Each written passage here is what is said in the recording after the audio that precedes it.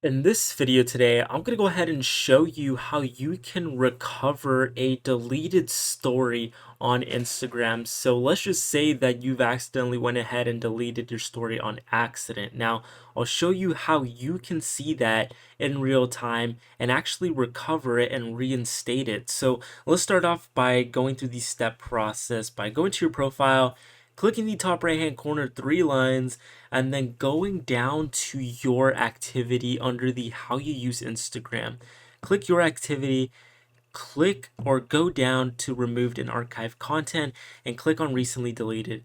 You'll be able to actually see your recently deleted stories on here, and you'll actually be able to reinstate them and recover them. So it's a pretty cool feature that they did actually add, and it helps recover any deleted and memorable posts or stories, reels, whatever it may be that you might have accidentally deleted. So that's it for this video. Thank you guys for watching.